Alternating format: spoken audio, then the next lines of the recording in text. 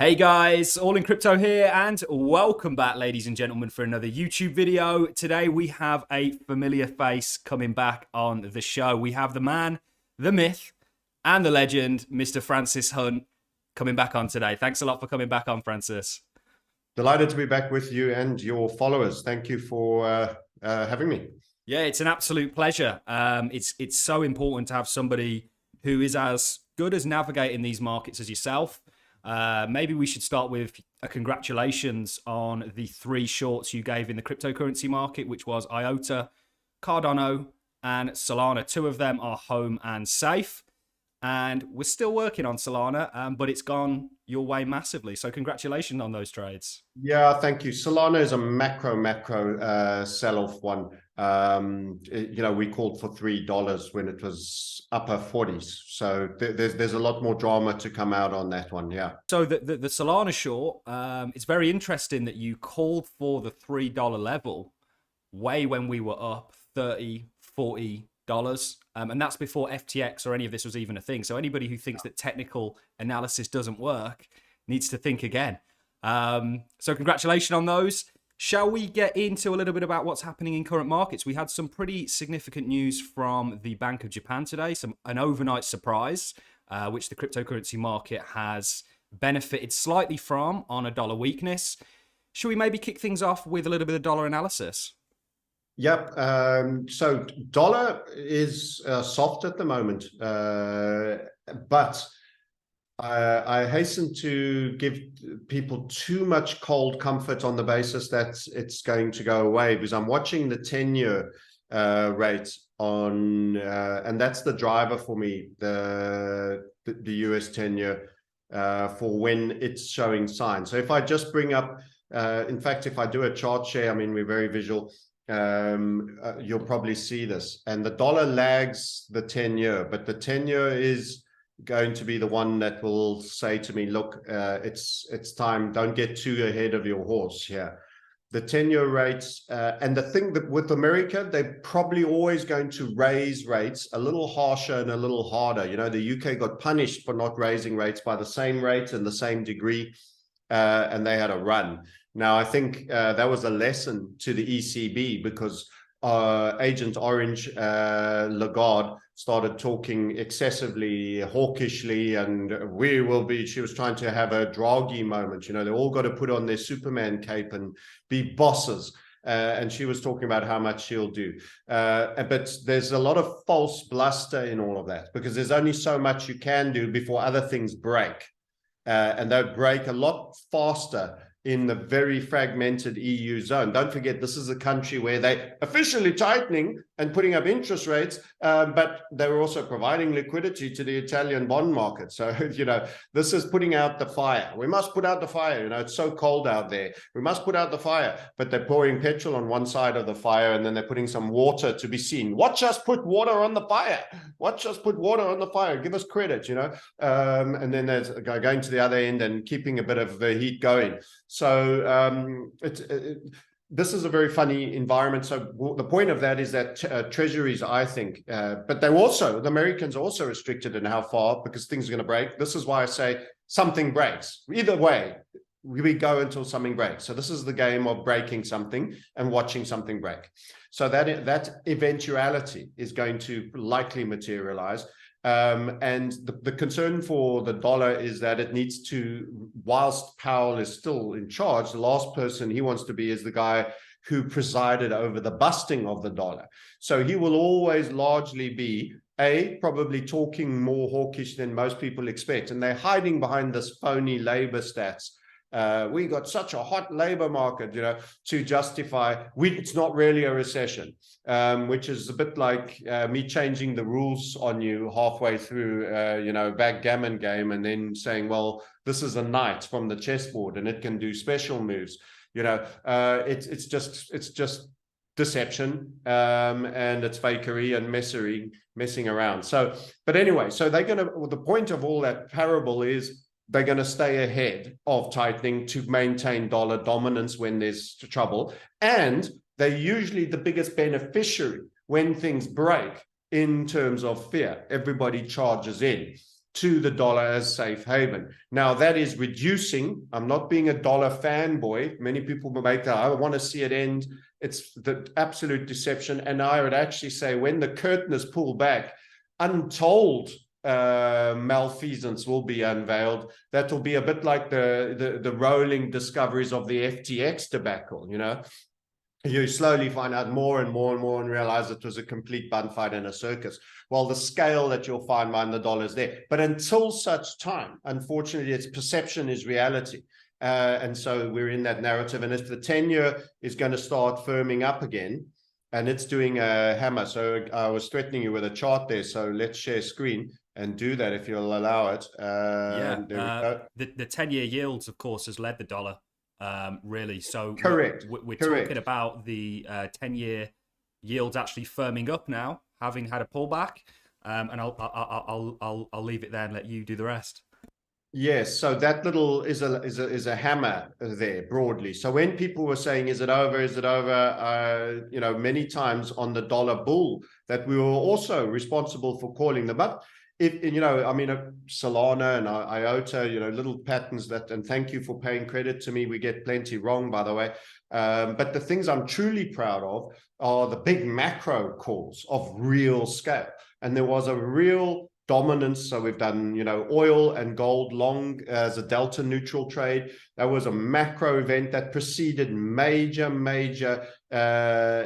events. We did peg collapses on the euro, Swiss franc. These are big macro calls, and those get me almost more excited than, you know, a 4-hourly or a daily pattern that ends up coming to that. We almost expect that, and not to sound we expect things to not work as well. But this is the analogy here. If you look at 2021, and I just get the 10-year, here we go. We're almost there, lining them up under each other. There is a tendency for the tightening of rates on the 10-year. This whole period, boom, boom, boom, bosh, has been very galvanizing for the dollar. But it took a while before it took off. There was a bottoming on these yields here. We had the whole proliferation of credit. That was the 6 or 7 trillion. And you started really to move here around about that period. And that was coincided with this macro HVF that we called on the 10-year treasury. We said the yields are going to run on the treasury. And we expected this dollar turn here because we said if it runs this low, we're going to be going into possible bear territory for dollar, and it's not our expectation. So the dollar milkshake theory was right in principle, just Brent was wrong in timing in bringing it. And we said we suspect that the timing will come now. So this entire dollar bull period, that was a very good time to be net short crypto. And we were net short crypto. We were net long the USD JPY, which is now going the other way. We were net long the dollar over the euro. So we were short euro USD. We also suggested euro Swiss franc for when the dollar rested. All of those things have had the benefit of a sustained multi-year. You're talking about 18 months going on 2-year trend. So when I see this, we've got a very big time frame on here. If I just drop both of these down now that I've aligned them to roughly the daily, and this one also to the daily, you will see that this is very similar charts. And what's happened is this one, and we spoke about this in our premium community, themarketsniper.com, for those interested, that there was a real descending yet basing grind line. And that's typical of something that is being allowed to skid, but there is some bid that comes in if it goes too far. So it's not just the capitulation and a man pees off the roof, absolute thriller all the way from Manila. It's a case of a skid, a little bit of a bounce, and then a skid and a bounce. So that points to there is bid showing up every now and then. So you've got bid showing up here. You got bid showing up there. You can argue that was part of it over there, and now you've got bid showing up there. That is what we call a falling wedge. And you've had a bump, you've had a classic return move, which is typical, rounded basing, and you're making new highs. Now, if you have a look at this with me, you can see this again, very much playing out over here. It just hasn't manifested to the fullness extent You had a big spill here on the Dixie here. You had a little bit of bid come in, tiny bit of bid come in, bit of bid, and here you are now. So I would argue you're half a stage or a stage behind what's actually happening on the 10-year. And you can see, again, there you had a bit of a arguably flagging-like structure. And you can see it's happening here. Yeah, the correlation is absolutely apparent. And you've also, for the Dixie, if you look at the Dixie pairs like the Great British Pound or the Dixie US dollar, Great British Pound, or really any of the others, arguably maybe not the JPY pair right now, you've got this DNA of a falling wedge across all of them. So are you very much of the kind of thinking that the dollar is going to reaffirm and has just had a pullback after having an amazing move?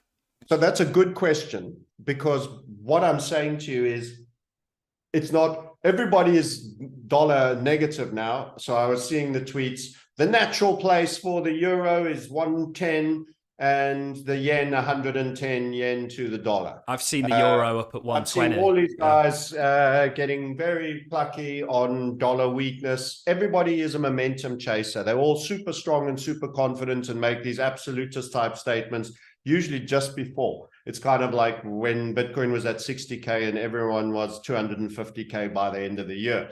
It's a standard thing that you see with when you are global macro like I am. It's quite typical to see. But just let's finish showing you these, how beautifully they played out. Even the bump here on the Dixie correlated with the bump there. You can see this. This is very, very tight. Look at this beautiful, very low vol. We said during this period, you are absolutely in the right place, because there was a little dip on the dollar here. And people freaked out on the dollar longs on Twitter. Yeah, you said don't make money, and now it's gone down. And just with a couple of days down, 1, 2, 3, 4, because they chased in late, they added to their position along the way, they did something that made them emotional. I said, look, that's it there. That's nothing. And this is a very stable, low vol climb. So that was obviously the dollar is more volatile too. The bond markets are inherently dull and low vol relatively to FX markets generally. But nonetheless, you can see there was still a channel a little bit broader, and it had its pop out the top there as it did there. But that was super stable. And I was saying, as long as it's low vol like that and inching up, you just stay dollar long. People don't, on macro, everybody wants to be flexing and doing something new every day. You just stay dollar long, and you don't wet the bed when that happens.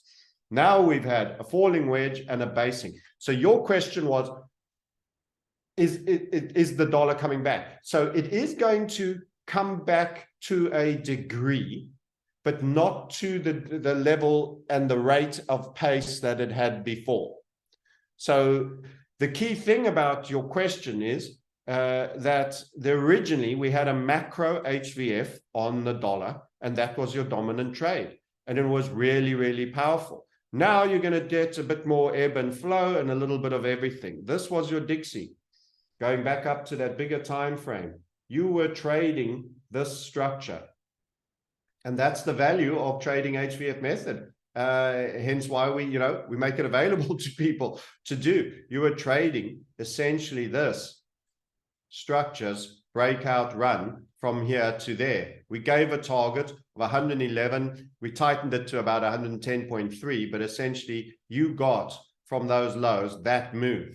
Now, that gradient and rate of ascent still got a whole bunch of people wetting the bed when it did that, and when it did that, and when it did this, who'd got in early. But generally, if they held to, they made money. That was a very steep ascent. We call that the line of efficiency. How much time in the market and how much juice are you getting for that? You aren't going to do a line of a similar rate of ascent for a similar duration, in my opinion. So that was the gift of this entire structure that was made from this entire bull market into there, which also was a HVF before it, by the way, which was why this wasn't the first HVF, which was why you shouldn't have held on. And in the same way, I'm talking about the guys that said Euro USD. as this melt up was happening on the dollar bulls were coming in and saying 120 Dixie, never mind, 150 Dixie's possible.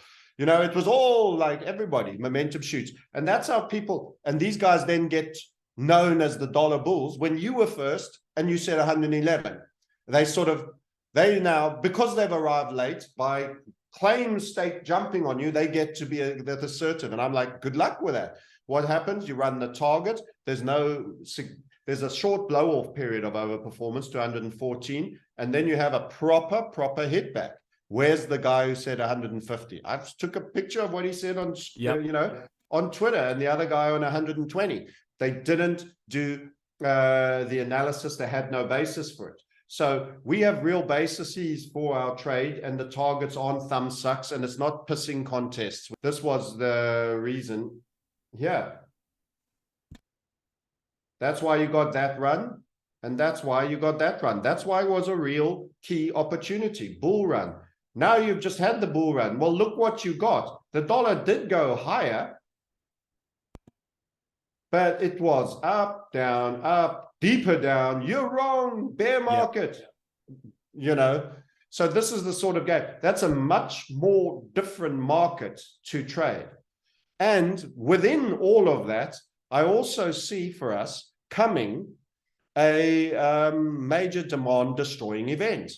So they're going to, you're going to have the stuffing ripped out of this economy. They're going to exercise their power again and all of that. That's likely to lead to a degree of dollar spike strength. But when it leads to spike strength, eventually they get coerced into proliferation, and they go into a proliferation model. That was when the news started to break. That was the spike strength. And then we got the first inverted in a new trend. Down, over performance. They printed 6 or 7 trillion. That's the technical marrying up with the fundamental. But you don't get to hear the fundamental until they squawk it out of the likes of CNBC and some Fed meeting.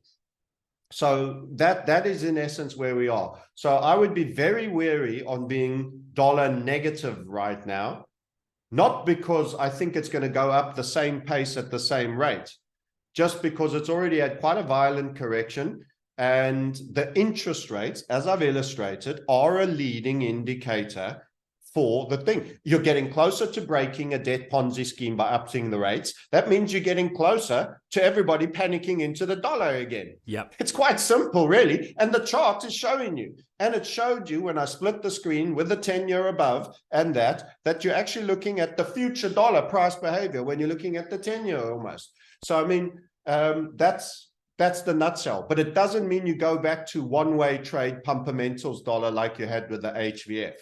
That means you're going to be more right than wrong generally. But it's going to be up and down, and there will be events. But if we have the full fear, there will be a surge moment in my anticipation. But the difference is there might be more of that leaking into gold, silver, as people are getting more and more aware that it's coming to the end of the stage. And I want to highlight this to your listeners, all in crypto. Listen to me. Our Pure Gold link in our YouTube videos, the director, Joshua Searle, spoke to me and had a 700% month-on-month increase on insider bankers buying gold. There's been a lot of that, actually. We looked at also, certainly in Asia, there was a huge uptick. In fact, in the past year, I think we've seen a jump in actual central banks buying gold like we haven't seen almost ever. I'm sure I can get that link off you and leave that in the description on this channel, and it will re-divert it to yours. But that's fascinating. 700% in the past month, did you say? Yeah. What's going on? As insider C-class people inside banks, deeply concerned, of which they can't recount everything they told them. And some people said there's things I can't even tell you, but I'm in. Yeah, and this they got given some information they don't wish to disclose on account of agreeing that with the person they were speaking to, or B, someone said, I can't tell you stuff, but believe you me. Wow. Wow, that's absolutely fascinating. And it's not like they're just telling that leaked into the dollar, but I think the pipe, the blood, the aorta is your main artery running down from the heart. But as you get lower down, there's plenty of forks that go to the left leg, the right leg, and different parts of the anatomy. The pipe that's leading to the gold part of your anatomy is going to be fattening and siphoning off a lot more of that blood, where blood equals the energy and the value of money and creation that you've done. And I have literally done a large strip out of fiat for multiple location, multiple bullion investments. And actually, I've just completed a video, which guys are welcome to watch on themarketsniper.com, on how well I think platinum actually is going to do, and given them a delta neutral trade, similar to the oil gold trade. They can go watch that if they like that, involving platinum as the long side, and shorting something else that is also an industrial metal. So anyway, that's fascinating. So you've also highlighted, I've seen you've been highlighting a Bitcoin gold chart, where you've essentially looked at the fact that gold is outperforming Bitcoin, and actually there's a lot lower targets for Bitcoin against gold. It does really strike me that we've kind of moved from this just inflate everything to let's go to the lifeboat in the form of real value. And it seems like gold is quite a champion of real value. I mean, I know you're into your Austrian economics. Gold's always been the sort of poster child of real value. You know, it's been, they call it God's money, right? So it is very interesting that during this time period where we have so much volatility and just, you know, Bank of Japan surprising us last night, that you also have central banks and normal people running to gold and silver. There's got to be something in that, and I think you've highlighted that very well. So you brought up two very interesting things. So I'm going to do a short dive on gold and Bitcoin for you, because at the end of the day, you're a crypto channel and a value channel, and I'm going to show you something on gold. And I'm also going to do it, you know, you're going to notice something. So here's the target of Bitcoin. We called this first cup gold nugget. That was another macro, very lengthy by Bitcoin timeframes, major move, and said this is one of those rare moments where people who are net leverage longs will benefit by doing so. We don't call that on a sustained basis. Just be net leverage long, lock up and forget for a period. Right the way up to our target on the Bitcoin. So what are we looking at? Bitcoin USD. I took Bitstamp because of the length of history and the gold futures. This HVF method absolutely nailed the top of this. And in actual fact, the 69K was not much higher, which is the difference here. It was very much a double top against gold, because already what the energy it took to get you against the dollar, the gold was now already moving. So actually you weren't making a new high on against gold. You're looking at essentially the new claimant to store of value of digital use case versus the original claimant of store of value, because neither of them are transactional. We don't pay in gold coins, and no one's using Bitcoin to pay for things on any significant scale. So this is an unbelievable target shout. That would have got you out very close to the 64K. You would have essentially been short gold during this period. You could have got in a tiny bit earlier, by the way, around here. There was a squeeze within a squeeze. So around 5.69 ounces of gold per Bitcoin. And you would have run it up to almost 34 and a half. Then you would have been out. You would have had a double top kind of structure, and I will drop down this time frames and show you the amazing value of HVF method and cross market analysis like this, which we do. So after that, that is the key call. That was when you were meant to be leverage long Bitcoin. You should have just been against anything, against the dollar, against anything. Then when we drop into what actually occurred afterwards, and we have a look at it, I'll go first 3 day before I go 2 days, so we can see that a little bit better. What you'll see is we got the head and shoulder here that we called as well, and we're involved in that. And you only learn about how to do complex head and shoulders, especially when you get rising wedges into the structures, as you did like that when you're with us. And we said you're going to go down to 30K. You did that. Look at that perfect target calling using head and shoulders with HVF method on cross valuation analysis, gold, the other store of value. We said on this falling wedge that you would actually break up. and that these continual dips, and it was quite an anxious period because we got tested. It looked like it was about a spill and we are going to be wrong, and then pump up you go. Then bang, you've actually got multiple head and shoulders of value in here that still have to perform. This, and I call it the blue head and shoulders because on all my other charts against the dollar, I've highlighted this blue head and shoulder, which actually represents the 69 final run, which had that flag there. That got made here. That's why you took so long pausing here. Yep. That was a key head and shoulder period made.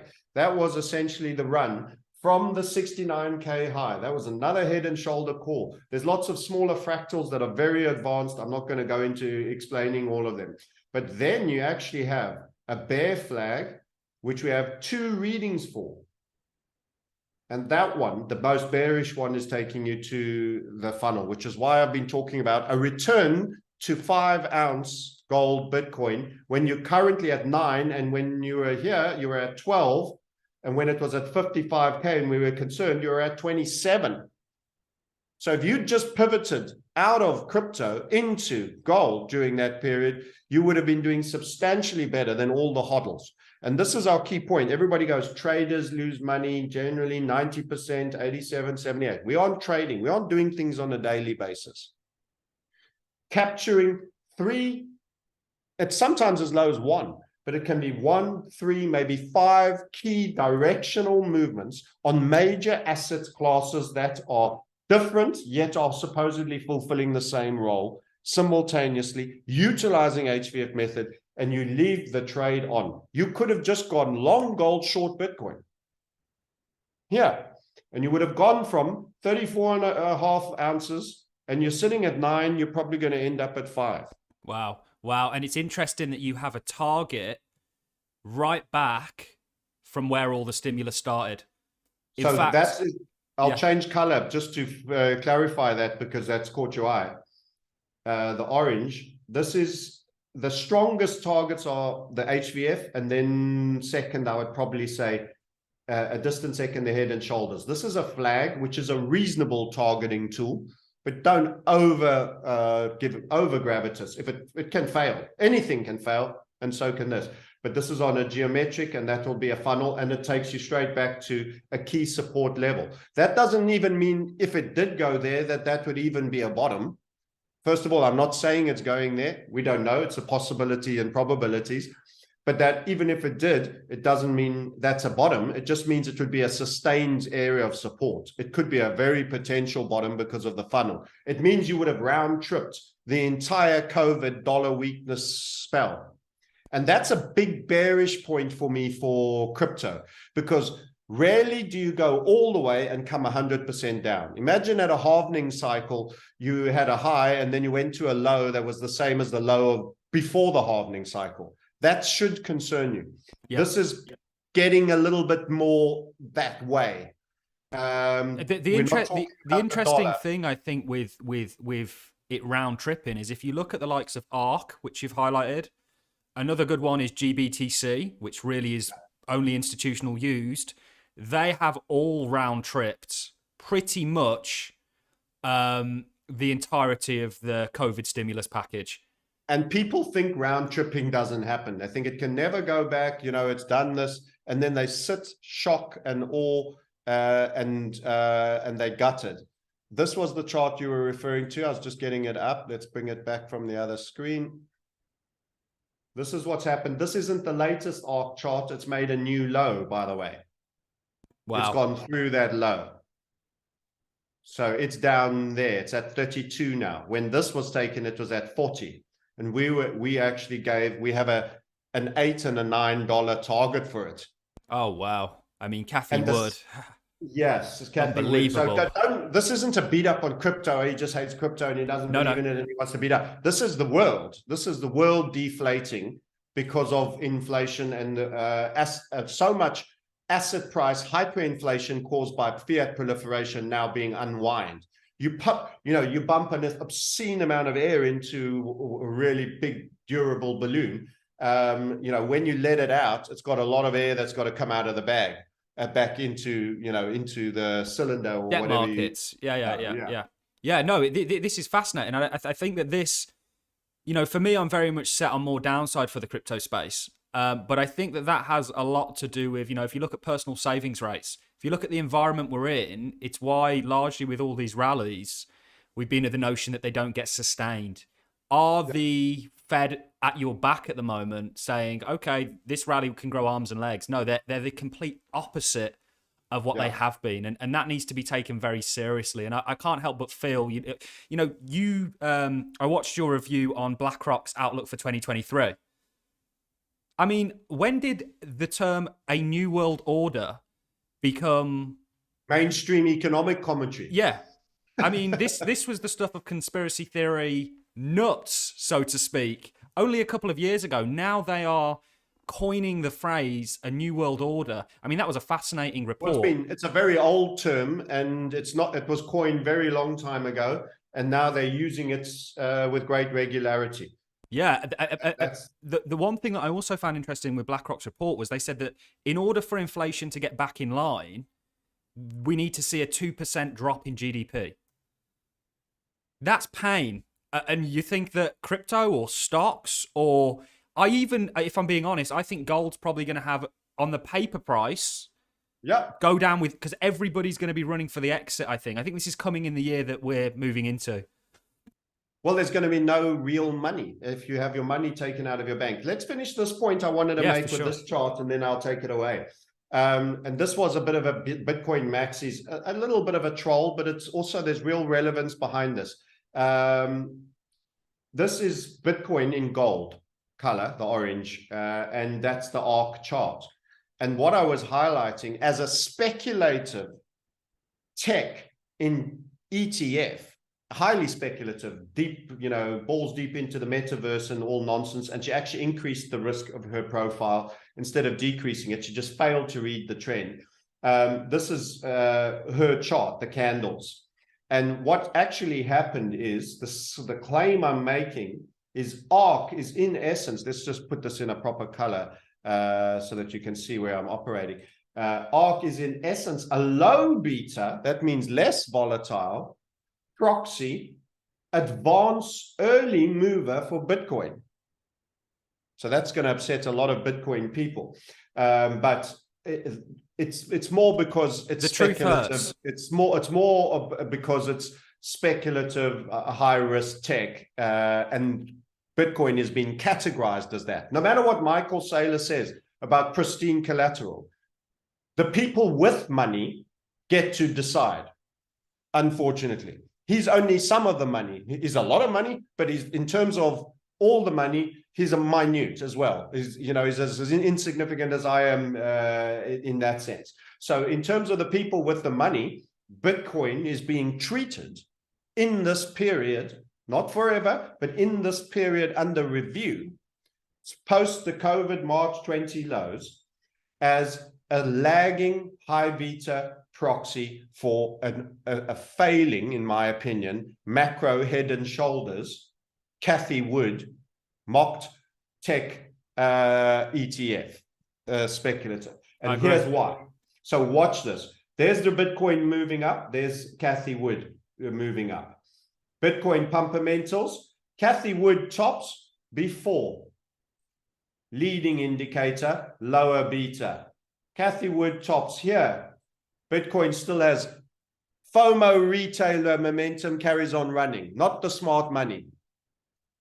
Down. Localized low here. Bitcoin localized low. That was your falling wedge that I was telling you about. A re-rally for Cathie.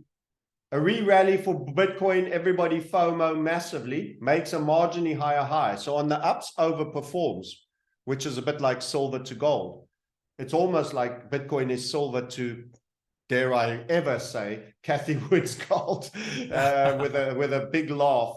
And then, since then, that was a localized high for Cathie. She was trending down. The next, she had a small rally. Bitcoin was still hanging on, but Bitcoin had been lagging and holding on. It did a dip, another dip. This was already diverging to the downside. People will say yes, because people were losing faith in Cathie, but yeah, it was already diverging to the downside. Call it what you like. It's diverging to the downside. Bitcoin now is chronic catch up to do. Yep. Smashes it down. You get a rally high here, a minor rally on ARK. You've had a minor rally here on Bitcoin. You have this sell-off now, and then a localized low. Bitcoin carried on. That was the sell-off there. Cathie Wood went sideways for a bit. Bitcoin went sideways for a bit, had a minor step down. Bitcoin had a huge step down. Some will say, but, FTX, but. That's actually come here. That's not even on this chart, by the way, because that's September. FTX was all November. Then you get this rally here, rally highs. You see Cathie Wood, rally high first, Bitcoin rally high. All these things have lagged. The localized lows and the localized high. And the big divergence that warned that Bitcoin, you shouldn't trust these new highs here, was the divergence in how Bitcoin is being treated as a tech instrument, a high beta tech instrument, was in this failure to make a new high. Now, this was only up until September. This is an old chart. I did the annotations for a newsletter that we put out, and it was shared amongst the community at the time. If I bring up ARK today, as if it's still holding, that doesn't mean it necessarily still has to hold. Things hold until they don't. You know, people get very angry when, you know, they want something for generations and millenniums. They want a golden rule to be true forever. Things hold until they don't. But at the moment, that's how the market is perceiving Bitcoin and crypto. If we go have a look at ARK now, versus that diagram, it's closed below 32. So when you were looking at it at September, let's go give you maybe a little bit less of the big fundamentals. You can see this huge head and shoulders. We go here. We were here, September. Okay. And it's dying. And this is the neckline for me, 37.50. So it's churned, it broke with momentum, churned, broadened, and spilled. Rising wedge, spill. So this is a nasty structure of great doom loop in it. And that doesn't mean the metaverse isn't going to happen. That doesn't mean all these things happen. That just means you're going through the dot-com boom cycle. That's all. And you're going to kill 99% of everything. And that which is controlled by Vanguard and BlackRock and is intended for you, Amazon, your one world, new world order retailer online, what's the other ones? Schmoogle, Apple, etc. That is binning it. If I just look at that, I want to jump and get short. Yeah. And the thing is, I'm already short. Look at the rejection candle there that tried to retain the neckline. That is an absolute binner of a candle. What is the follow-through candle? Candlestick analysis will tell you what follows is important. Did it run the low? It absolutely did. That's where it is. I don't even know if the US market's open yet. No, we've got a little while. This is just on Monday's day trade. It's a weekly chart. That's 1 day. It's 1 day, and it already looks like a weekly good channel. How will it finish the week? Where does it go? 999, 8.79. We've got a dual draw, two neckline options. It is an absolute throwdown. It is an absolute throwdown. When was it last? Anytime that valuation. You're going back to 2016, I'm thinking. Wow. And you could almost use ARK. Lower than 216. So I've only got it Genesis commencing 1853. So something happens. It either gets closed and they give money back and people get a pittance back. It gets bought out, it gets renamed, the whole rating gets done. Or if it stays operating in its current form, it trades single digit. I've got a 9.9 as my highest target there. Single digit on something that in 2016 was $13. And you've gone through inflation and you've got super fundamentals. And this is what was driving me bonkers, because this was a banner stick, but it was very similar for a lot of tech stocks. Just this is the most extreme example about David Hunter's, you know, at some point we're going to have a blow off in the equity market. And I'm like, and what part of this is not a blow off for the equity market on 7 trillion of stimulus? I know. What part of that move there is not, does not meet the criteria of a blow off? You know, trading at one point as low as 31 and going up to 160. I mean, and there's the others are less extreme, but they're all there. This is a death spiral for me. If I were Kathy Wood, if I was anybody invested in that, I would be mortified by that chart. I would be pissing in my pants. And I would be closing. You could kind of use Kathy Wood's ARK Invest, which is what you are doing, the ETF, as a way to look at what's more clued up money doing than Bitcoin. Because with that second high that Bitcoin had at the 69s, you've got probably a lot more retail driving that and involved in that than you will the likes of Kathy Wood's ARK. So I think what's happened is that I've seen an article that about 85%, that is completely incorrect. I'm guessing a number now, but it was a substantial number. That about 85%. Someone in your comments who's watching this, please put it in the actual answer. I read somewhere. All got in around here and are deeply underwater. Is this retail or the majority of people that... Well, when you talk about people and you get lots of people with smaller holdings, it's normally retail. The big smart money, I think, would have already been getting out long time ago. But the bulk of her clients are deeply underwater. So everyone goes, but look how good it's done. There's very few people left that were in here that are still in here. The people that got in here are the ones that are bag holding here. So, I mean, there's a minuscule percentage. I think it's sub 20. I think it's like that. Wow. But I stand corrected on the number because I'm not clear what it was. It might even be worse. It might even be 10% and 90% are underwater. I don't know. But someone will know. But it's very, very few. So she's sitting with a very disgruntled, generally. To say the least. Yeah. To say the least. And this is the thing, that there's no reason that I can find, literally none at all, where I expect things to turn around here for the cryptocurrency market. It's set. It's just, it's just a case of waiting for it. I mean, you're pulling up Tesla at the moment. How do you feel about them apples? If Tesla gets down to 106, what do you think crypto's doing? It's going straight with it because it's acted in the exact same manner. In fact, there's less in terms of dividends that you're going to get from it. I brought that up intentionally because a lot of people will say, well, Kathy Wood, who cares about Kathy Wood and ETF? That's a shitcoin, the equivalent of a shitcoin in the equity markets, etc. Well, this was a $500 billion valuation, possibly more up top here. I don't know how far he got towards $1 trillion. I'm not sure he ever made the number. I don't think he did, but it was $500 billion. I'm pretty sure up top there. This is also a nasty skid for Elon, and it's also a head and shoulder. And remember, the target isn't the end. On Head and Shoulders, that's the one thing. Head and Shoulders has a lottery ticket for overperformance put in your hand. I mean, I will show you, I think it's Meta. No, which one was it? Amazon.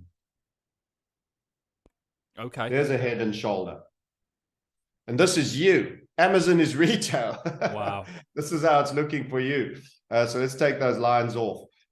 So the target ain't the end, but it's often a good place to get out. And this is how we do reversal Head and Shoulders. Get out there. You avoid the re-ride and the loss of confidence and all the carry cost of re-riding all the way back to your neckline, assuming you shorted at the neckline there.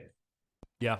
So you avoid the round trip on your P&L where you go from green, big green, bigger green, biggest green, not so big green, not so big green, smaller green, zero. You want to avoid that. So you get out there and guess what? You get all brassy and you're in good shape then. When it goes back to the neckline, you say, that's some rally. I think I'll jump back in again because the Head and Shoulders isn't just the target. It's often a secular turn. So you get the lottery ticket for the overperformance, you short it again at the neckline. But I'm telling you, there's not a way in hell you're shorting it if you didn't close at the target. Yep. You're sick as a canary if you didn't close at the target. That's the absolute God's honest truth. So you close at the target, you ride the bullshit and the pumpermentals and the fake politicians doing whatever, the Fed and all of that, you jump back in short there and you smash it down, you get your target a second time times two. And going further. And now you're still waiting for the downside risk, the end game crasher mentals. It doesn't get better than that, guys. Yeah. People think I'm a misery porn artist. I'm trying to make you happy. They're setting it, they're giving it to you. The big short is the game. This is where the money's at. But you've got to understand, you've got to have confidence, you've got to have an understanding of what's going on, and you've got to have a methodology, and you've got to have a process. Doing mindset videos. People all want to manage the outcome. I think I'll give trading a go. Wrong. You've got to, there's 3 concentric circles. They go like this. And this is what everybody gets wrong, is they think they can manage outcome. The outcome is the outer circle. The next circle, I'll change color, is the process. And then the final circle, we'll get one more color, is the identification. I identify as transgender. So what I'm saying in essence here is everybody wants the outcome. You all want the outcome. Outcome is make money in the markets, outcome. So you start working on the outcome. That's the outer circle. You don't get to work from the outer circle in. It's not like that. You fix it from the core outwards. You fix it from the core outwards. It has to come like this, from the middle out. What are the other 2? What are the other 2? You've got to have process. How do I do it? How do I make this money? How do I do it? That's process. You need the process. That's HVF method. For me, you do something else. You want to do some moving average crossover. Good luck. But that would be your process. And then you have your identification. Your identification. Who are you? You know, what do you identify as? And that's in there, identity. You need to identify as a trader. This is what I do. I am a trader. You can't say I'm going to give trading a go. That is, you're something else, and you're going to have. That's like me saying, "Oh, I'll pop over to the circus and give tightrope walking a go." You know, it's just, it's good luck.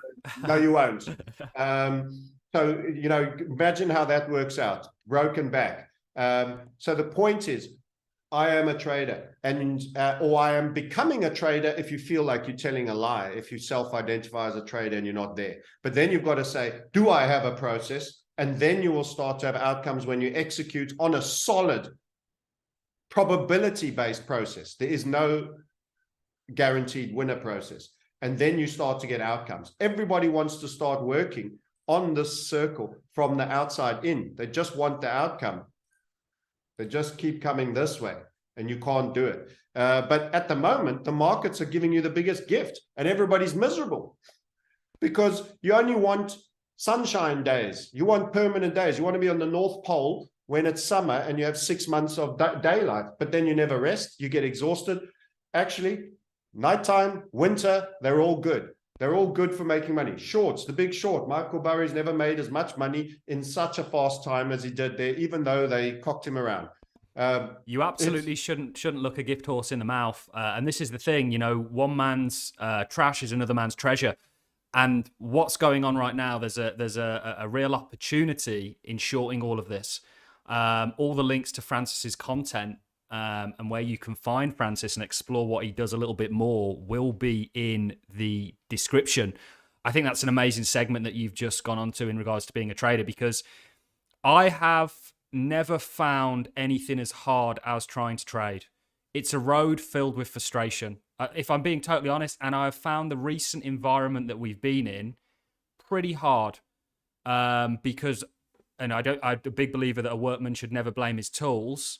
But I think with the sort of environment that we're in, unless you have the kind of method that Francis is talking about here, you're going to find it very hard to navigate on a day-to-day basis. For example, with what came out with the JPY or the BOJ yesterday, that was the night time for me. You've just triggered me again because you had 2 parts to your original question 2 or 3 times back, and I took you on a journey there. The other thing you mentioned was Japan. So we mentioned Bitcoin, ARK, and a number of things. So here was something, and I took my eye off this. So I'm not claiming it, but I'd already done this entire draw. I was just updating the community, and I was like, man, we already drew this.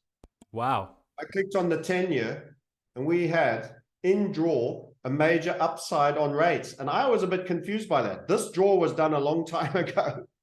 We had major upside on the 10-year Japanese rates. And I can tell you I have a target through 5%. So it's going to go through 5, in my opinion. And guess what happened? It got to the second interim, pullback, rebound. What do we tell you about our interims? It's a point where the market rests. Squeezy, squeezy, Japanesey, of all places to have a squeezy, squeezy, Japanesey. Second interim on the 10-year Japanese debt. What do you get? Pumpamentals run. There she goes. There she goes. Look at that breakout. The rates have to go up. So we were secretly, I wish I'd spoken this and done, because I should spend more time being a marketeer and talking about social proof, because I should have gone on and said, we're calling the Japanese are going to let the 25 go. We've got, and this is the first upside in a new trend as well. So this could mean that goes beyond this. This can overperform. So we've given you a number A above 0.5%. So it's our view it will get there. Again, we can never guarantee it. It's a probability assessment, and it'll go beyond 5 by a reasonable amount. And as a first structure in a new trend, it will probably be forced higher. However, post the target, you're probably going to get a lot of pushbacks and churn, and it's not a great time to be in for a bit as well. So you've heard that, and we went back after these happenings. I went and looked at it, and I said, I haven't been looking at this. And you know what my mistake was? I just never set any alerts. And then I'd spotted this, that it had done this, and it's all pausing right on our second interim where we drawn it. That's fascinating. So there you see it sitting, the 10-year rate called by HVF method, decisions that people made that got interacted today that were probably thought about or discussed, and insiders started shifting long before. The forensic detective is a real process that gives you, and not only does it tell you where the target is, it tells you where it's likely to rest and to stand to, and to stick to it, and when you'll have a tough time. And it first ran there. And then you could see it battled with it for a while, had one blow off, and then it had a real pullback. Oh, by the way, where did it real pullback to? Our flat top draw of resistance that has now turned support, and then went super low vol even in that little low, and then whoop, out of the blue, you get lucky. You know what happened to me? Trading for me, you know what you just said about trading was so difficult. Man, did I ever feel, I started this game ages ago. I felt like the unluckiest man in the goddamn, until I had a process and I was trading HVF method. Then I just felt the market loves me. I coined the phrase, the market loves us. The market loves us. You get gifts like this, pumpamentals on a day. Now I'm not in this, didn't trade it. I forgot to look at it. I hadn't set an alert. It's something that was called that we missed. We were watching other things. I've had a lot on my plate recently. Excuses, excuses. This got called. This got called by the method. We'd even done the draw. Everything to it. This is one of many reasons why I love having you on, because you are a real trader. And I mean that in the fullest sense I can possibly mean it. You know, I've been about now for, obviously started with crypto. But when you look at the kind of public speakers that speak about trading, you only have to have done a little bit of trading to realize that they ain't it. They're not the real deal. They don't even really understand the concepts of what they're talking about. Whereas, you know, when you see all these people bringing up EMAs and rainbow charts and all, it's just madness. Whereas somebody like yourself cuts through the bullshit. You've done it and do it on a daily basis. It's very, very impressive. And you're so right. When you start trading, you feel like the market is hunting you. And I thought that someone had a recorder and they just knew where my stops were. They knew how to get me out. Then it would reverse and go and do exactly what I thought it would do. It was almost like God was punishing me. And I've not felt like that in decades, but I remember it so distinctly. I've wondered how I could be so goddamn bad. But it wasn't contraindicative. In often cases, I was right. I was just stops in the wrong place, everything in the wrong place, lack of process. But I was so far away. It felt like I was so far away. A small change, full submission to a process, that single change, that is absolutely, and forget me personally as the originator of this. This method kills. This method kills. We called that 25 would be the new holding point for the Japanese. This is all them holding this down. None of this stuff is worth getting such a low yield.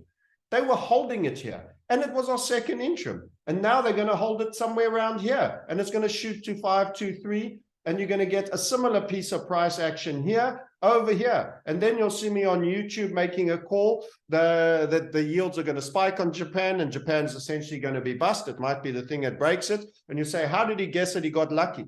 And you'll see something similar, and you'll see a breakout like that. That's how you call the collapse of the oil market, and you call another commodity to go up in spite of a pandemic, before you even knew it was a pandemic. Because you had Carnival, we're gonna blog this, by the way, not because I don't know how to market properly. We need to show, and it's not personal. It's you can do this too. Absolutely, it's the method. You can do this too. You know, you macro technical calls. Sorry to interrupt you there, but you spoke about submitting to a method. You know, you've heard AA, haven't you, for Alcoholics Anonymous? Yes, it's kind of similar. You need to submit to a process to help you not be an alcoholic. You need to submit as a trader to a process to help you not lose, and you need to have faith. It's amazing what you're doing. It's why we love having you on the show, because you know you are the originator of HVF method, and it's rare that something like this comes around and has such a degree of accuracy, like we've highlighted throughout this video. It's just fascinating, and markets really are filled with gold. The determining factor of whether you make that gold or not is yourself. I'm a big believer in that. And all the technical levels you're showing us, is it just a coincidence at this point that they're all playing out? Absolutely not. I mean, how can it possibly be? It's fascinating stuff. And I love the way it gives you a little bit more than 2.5, because to try hide that they're going to doing it at exactly 2.5, they let it run a little bit through and then they keep it back. You actually traded on a spike that far. And this is going to give you exact same, more than 500. And had you taken this trade, by the way, doubling the rates, that's a halvening on the bond value in essence. So, you know, you look at this trade. This was for a hedge fund trading bonds. This was an unbelievable exercise. You could have got in on our midpoint there. You could be there. You could be just on this, and it's going to come. Wow.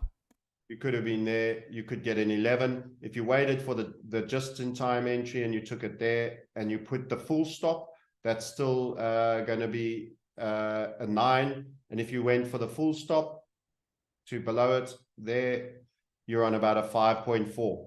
And this is calling events. They're forced to let rates go up. Otherwise, their currency keeps getting kicked. Yep. And let me tell you, the USD yen sold off hard. And I think it was discussed that they were going to do this, and it started to get priced in. So if you look beforehand, at yeah, beforehand, they all cheats. They cheat. I call it the forensic detective for insider trading for a reason. They liars and cheats. Bloody hell, the vice chairman of BlackRock was the Swiss National Bank head whose wife was trading the Swiss fucking franc. Listen to what I just told you. They are criminals, frauds, and corrupt bastards. This is why this works, because you're looking at the footsteps in the sand. That's what I mean by the footsteps in the sand. And it's the heavy footsteps. It's the elephant steps in the beach sand that you can spot. They're there to be seen. You need process, method. You have to learn to love to become a charter and adhere to process, and the money comes. Love process, outcome comes. Chase outcome, outcome runs. Get it? I am becoming a trader. I adhere to process. I am learning to just love the process of seeing the future in charts. If you can look me in the eyes and take that on, you can do everything I'm doing. This is not an ego trip for me personally. This is a HVF method program that anyone can bloody well do and implement. And there's a ton of people already doing it. And they're there. And you'll talk to one if you call them. You book a call. I can't take all the calls. Sorry. They'll do it. And they're awesome. I absolutely love. There was, it might have been a broker from one of the gold and silver places that you use, and he said, and he was inquiring about HVF method because he goes, all my clients are. It's amazing. I think that you've really got to appreciate something like this when it's on the table, and there are going to be links in the description to everything. So this is brutal. What's happening on the US? It's gone down significantly more. Looks like it's gone lower. It's actually, I mean, we are watching it happen, And this could be a final capitulation before bounce, or Head and shoulders. alternative scenario. Yep, there it is. I looked at that this morning and thought, and do you know what? You've got the sort of precursors for that head and shoulders with just how harsh this slam down's been. Yeah, not everything is a head and shoulder that has 3 bumps in the road. It's very important to that. And you should not have, we've spoken a fair amount of head and shoulders. We are inherently, generally continuation traders, because that's usually what happens. But I know how to spot a reversal, because it's not healthy for a continuation trader to not learn that as a skill. And I will certainly say that is a brutal, brutal sell-off. So, you know, that the dollar might still have a bit to go before it comes. But can I tell you, it's not just about the dollar, because we had an Australian-Japanese yen trade. We had 2 commodities against the Japanese yen. But the yen is killing it across the board, because they've now let that happen. Yep. But boy, go back out and saw how far they've come. So this is on, what time frame are we on? The daily there. This is a brutal sell-off that's coming on right now. It's fascinating. But it could be a head and shoulder, could not. It's still a lot to happen. We are second guessing. But again, the grind line here, that something was coming. So if you had looked at, which I failed to do because I hadn't looked at the yen debt markets, I haven't had much time on charts. I've been doing quite a bit of things. I'm trying to make sure we don't have too much money in the banks as one, and buying gold and all of this. So unfortunately, sometimes we've been missing some things in the chart. That right there with that basing ascending grind line was a pure sign. If you saw that, and you saw the first HVF that I just showed you on the debt markets, 2 totally different markets, but correlated with a similar theme, you would have thought, hang on, there's something coming here, and it's bullish yen. It's the only way you could have read it. It's still bullish yen. You would have had the trade. And I mean, it's another big call that I haven't made, that I'll make retrospectively and say, didn't trade it, we drew it, I forgot about it, and here it is. You know, that's life. Of course, you can't catch them all. Let me tell you, you're going to, even once you have the process, you're going to miss tons of trades. But the truth of the matter is you need 1 a year, 1 theme a year. I gave you the oil trade. That was an 18-month theme that just kept puking cash on you. Yep. You really only have to get 1 of those right, even a decade, if you get one like that.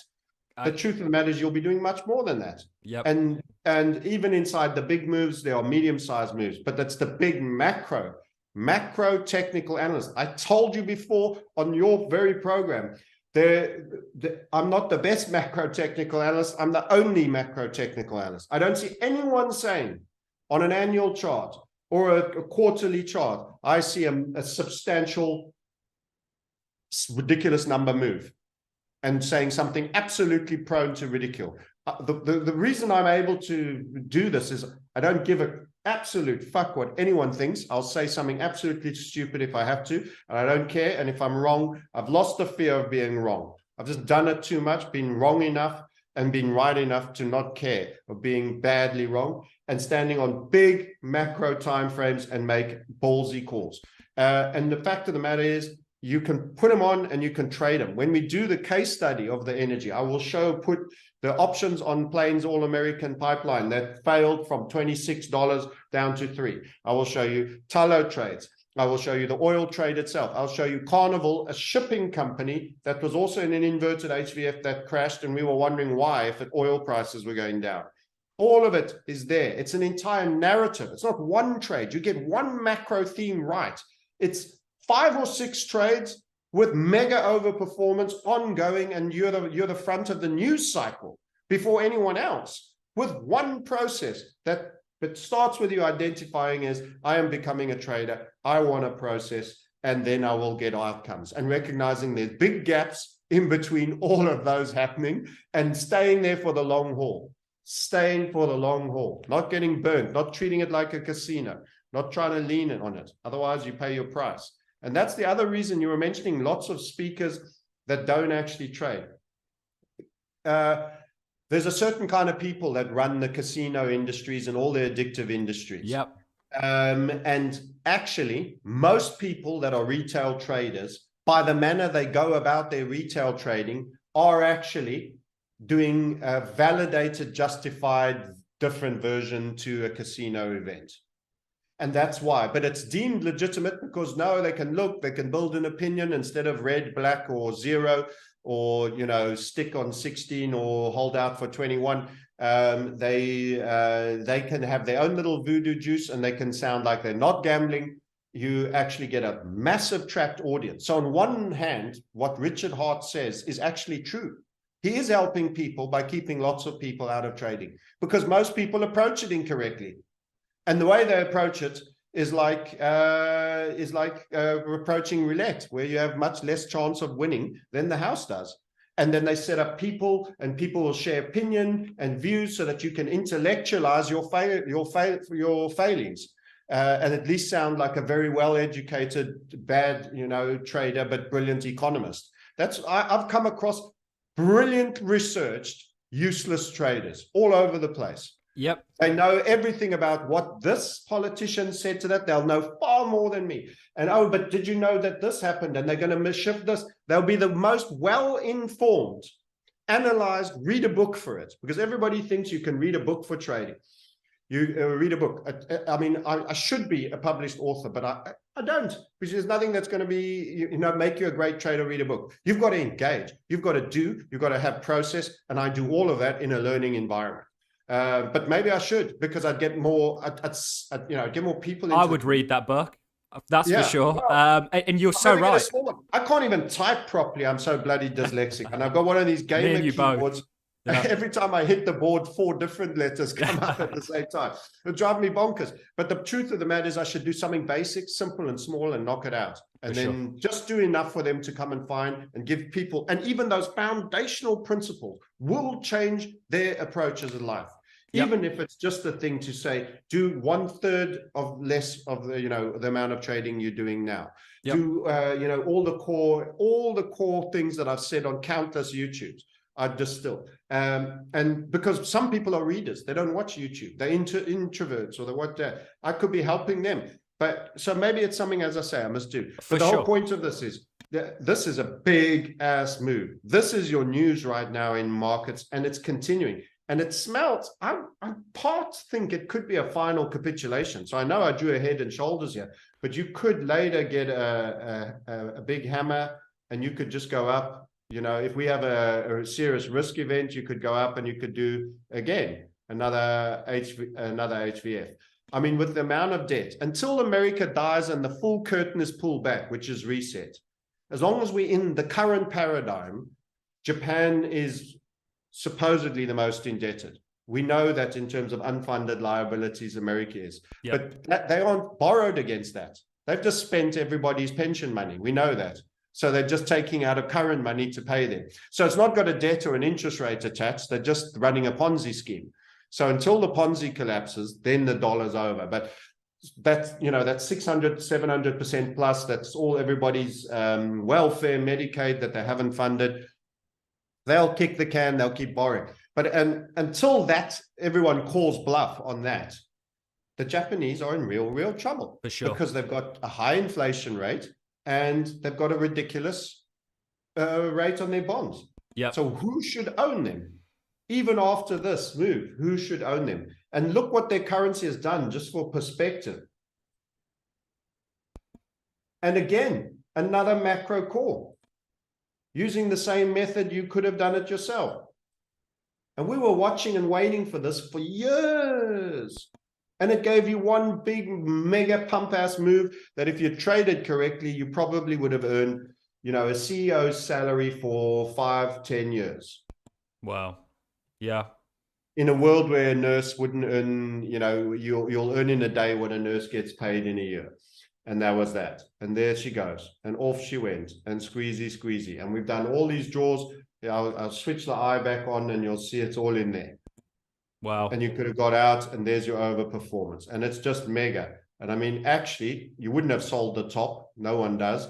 But had you done, it would have been a 31. If you just got even up to the target on that last, you would have been on a 20, 19.47 risk reward trade. And now it is binning it in the opposite direction. But that can bounce somewhere here in one of these funnels, and then we'll see. It is violent momentum, though, because it's taken the market by surprise. Too many people started squeezing in. So this was the other thing we said. So listen to this, because this is a learning for people in this. You started to get multiple rising wedge structures that were cascading into each other. One, you got your first pullback. That was post-target. You see that? You would have got out on target, post-target, major pullback. Till then, no real volatility except that pullback, which was post-second interim, which was smaller. Tell me this isn't fucking magic that you're looking at. Then you get another cascading. This is the second rising wedge. One of these are going to bite you. What is happening? Everybody is getting in on the yen weakness trade and is buying along the lows here. Everyone is chasing the yen. They're busy getting wrecked now. Properly wrecked. Properly wrecked. Key round number. We drew it. 150. That line was in. What did you do? You actually traded, I think, 152. You did a wick on the month, the 3-day chart I'm on now. So it's half a week. It's a 60% of a week. You did a wick through the 150, and that was key level. Then everyone, and that was peak. Everybody saying Dixie 150. I saw them 120, 150. It just got higher and higher and higher, didn't it? Man, it's gonna turn. I still wasn't good enough. To get all my own. I didn't trade this perfectly, but this turn was coming. Nothing is necessary.